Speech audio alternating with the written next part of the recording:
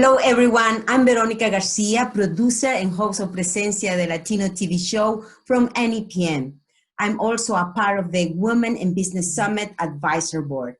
It's my pleasure to have a conversation with one of the featured speakers, Karla Medina, founder and master trainer at Sudor Taino. Welcome, bienvenida, Karla Medina. Gracias. Thank you so much for having me. Karla, tell us a little bit about you. How do you feel physically, emotionally right now? Well, so first off, I want to say I don't like talking about myself, so feel free to jump in and interrupt me anytime I'm veering off side to side. But emotionally, I believe I'm in a strong place because I believe that everything happens for a reason. And, physically, I'm not in the best shape because I am actually not working out as much as I used to when I had the studio open. So, just right now during tough times, I know that everybody's kind of struggling just to make sense of what's going on and adapting to what people are calling the new norm. But we just have to make sure it doesn't become our norm. You are a very versatile businesswoman. You accomplish a lot. Have you been working on different projects after experiencing this pandemic? Well, it's funny that you should ask that because a lot of opportunities came out of this for a lot of us, doing a lot of things virtually and then working in innovative ways where we wouldn't have worked before, and which I'm still going to hang on to and just kind of add them to the plethora of things that, I'm doing. And it's just been nice. It's actually been nice to take a step back and figure out what people's needs are and then find solutions in innovative ways. And what will be that way that you think right now people can think about that? Like, you are a businesswoman. Right now, it's so many people with, unemployment. So what it will be the ideas based on your experience as a businesswoman that you can share with us? So I feel that, actually, I believe in my heart of hearts that I found out that a lot of people find it very difficult to get to the fitness studio. And I didn't really realize it until I figured out how convenient it was for me to be working out from home and going to them virtually. I mean, I could put a pot of vegetables to boil and fish in the oven and work out and then come right back to it and before it was ready. And I didn't realize how much of a convenience that is for a lot of people. So integrating that into coming into people's home as well as being, there physically for them, it's a good option to have for them. And it just, it gave me a different insight because I'm always here, I'm always at the studio. So I didn't really think like, wow, you only have half an hour. So that means you only have half an hour. You don't have the 15 minutes it takes to get somewhere, work out for half an hour, and then the other 15 minutes, you don't have an hour. So it gave me that insight, and I plan to use that just to try to continue to come virtually and continue to find ways for people that may not have the time, but really do want to work out and keep themselves spiritually, mentally, and physically motivated. That is very important to have that right now. Let's talk about how you involved with the Women in Business Summit. So, being a panelist in general, it just gave me an opportunity to, sit amongst very powerful women and also learn at the same time that I'm sharing my experiences. I come from a place that I worked, in a municipality, and I took the structure from there and I brought it into my fitness business. So I still have my hands in a systematic order and hierarchy, and I keep some of the things like how to, flow, how to give orders, how to, just take what works, extract it, and make it work for me. So those are some of the things that I can bring to the summit, in that I come from a very versatile background. I'm a Latin woman that enjoys her rhythms and stuff like that, but at the same time, I enjoy a hardcore workout. So coming from two different fields in many ways, coming from, let's just say the projects, but I don't live there anymore. That doesn't mean that I can't bring that dynamic to a conversation. So having so many, how would I say, tidbits from different walks of life and from different experiences, including my training, I believe that I can really tap into many facets of people. Your authentic style allow you to be a leader of great influence. How have you managed to collectively impact groups from different cultures and social classes? So for me, first I have to be spiritually grounded in no ego, keeping that humbleness at the center, because once you start to meet people, you get these followers and people are looking up to you, and you're on this stage that you don't even ask to be on. Sometimes, and I've seen it get to people's head and they forget who they are. So being spiritually grounded allows me to inhale and exhale who I am every day before I go out into the world.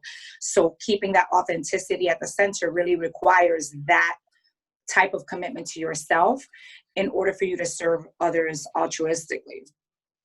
One of the topics you will be bringing to the WIP Summit is connecting to your purpose. Can you briefly tell us some important points that you will be presenting? Well, I just mentioned some of them because, I believe in order for you to be purposely driven, if you're spiritually connected, it allows you to serve in that manner and you're not looking for anything in return. But we all know that it comes back to you trifold and when you least expect it, especially in times like these. People have reached out to me and people have looked for me in ways that it just is astonishing. And they said, you give us so much, we want to give you something back. So that's just a prime example of that, of providing for others and serving others in a manner that will definitely come back to you. So your purpose in essence is really to serve on this earth as long as you are here altruistically. So it's a revolving door with so many different things. But if you're not grounded, then you can be pulled from that route at any time. So, just again, keeping it very simple and, concentrating on your own abundance in order for you to see what you can provide and provide it, on a daily basis. And what will be the final thought that you can give to people that right now are suffering with losing people, losing jobs? It's no hope for so many people. What you can tell them? There's so many things, whether it's driven in, our society or if it's being driven, in our health, so many different things that are going on right now. The only thing that I can really say, because I can't make anything better, I'm just a human like everybody else, but it's more that, choose faith over fear. Because fear paralyzes you and fear makes you act in ways that are not productive.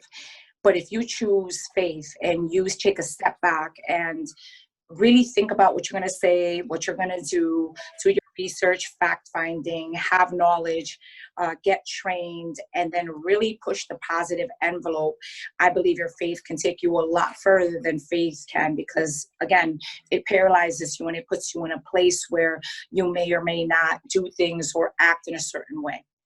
One of the other things that you accomplish is that you write a book. What is the book about? So the book was supposed to be strictly about fitness, and it was supposed to be just a book on tips and things like that. And then it became a mission for me to change the order of how we particularly think about fitness. I believe it means to be divinely fit. What is your divine purpose on this earth?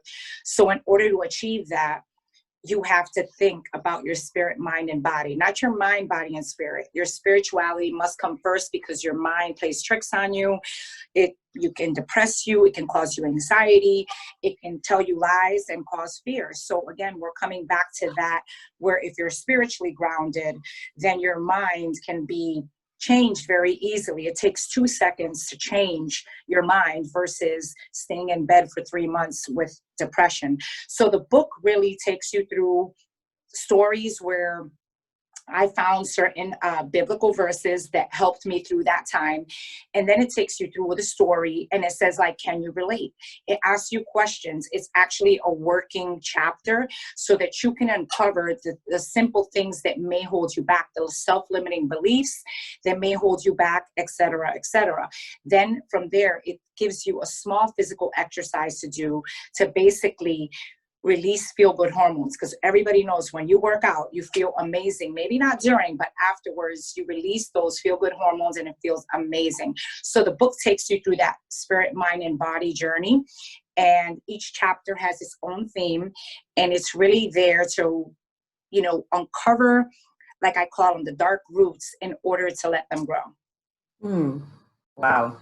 Karla, you also a 20 years retiring police sergeant veterans of the Hartford Police Department, a state of Connecticut training officer for the Connecticut Police Academy. What was the experience that you learned from that time? I'm still learning and I'm still recalling experiences that I've had and saying, oh, that's what that meant. Oh, that's the lesson that was learned. And I take all that I have learned and I put it into my fitness business. And I also practice it in my everyday life. You know, it really allows you to be neutral in a lot of situations and then to stand firm in some situations where a lot of people may have, you know, certain issues that surround them. I know myself to be such a fair person because of all the things that I have been through. I have been through several life-threatening experiences. I have gained and lost 80 pounds twice. I lived in the projects. I grew up in a single parent household. I struggled. My business is suffering just like everybody else's. It's been closed for 3 months. I received no help with loans. So to me, I am a plethora of experiences and I'm a walking, eating, breathing, you know, example that perseverance and faith over fear really does work. Wow. I have really enjoyed this time with you, Karla. Thank you for sharing your experiences and advice. And I'm very excited to see you on July 31st at the 15 Women in Business Summit. I'm so excited to be there. Many blessings to you. Thank you so much. Thank you. Take care, Karla.